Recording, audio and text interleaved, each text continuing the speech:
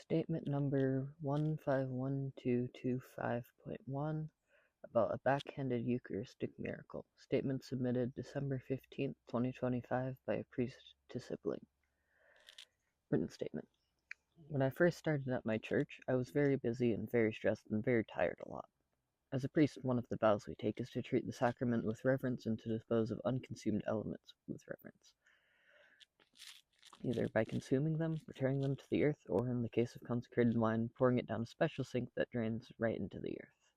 The most basic thing you're taught is to never pour it down a regular sink so that it drains to the sewer, because we believe that the real presence of Christ is in the bread and the wine in a mystical way that we can't fully explain. So, on this particular day, after taking communion to a sick parishioner and generally being exhausted, I decided not to take the Eucharistic kit to the sacristy to clean it as I was supposed to do. Instead, I poured it down my bathroom sink.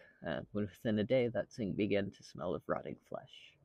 It was awful, and it persisted for about a week. I brought every member of my family and asked them if they smelled anything without rebiasing them, and everyone said it smelled like something had died in the sink.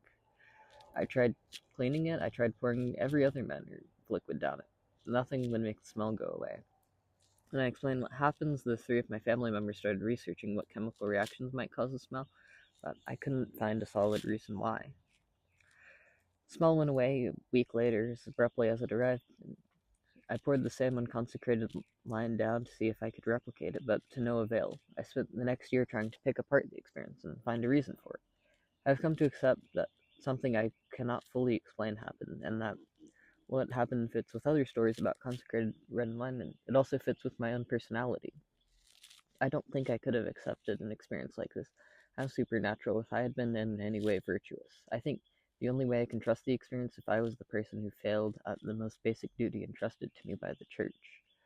As a result, I changed how I approach the Eucharist and how frequently we offer it, and it has shaped growth in the church. No recorded statement. Follow-up. As this was submitted by a family member, neither I nor my brother could in good conscience declare scholarly neutrality. Personally, I do not remember this event, but I remember little of my past in general, so I trust him on this. Also, my brother confirmed this. I mentioned only the first half, and he felt that the sink smelled like sulfur, which is among the scents produced by a decaying body. Either way, I'm happy about the scientific approach taken to confirm the miracle, even if I didn't know the priest in question, I'd trust this experience because of it. I think one of the things that makes faith difficult in the modern world is that we can find much easier explanations for things than ever before in history.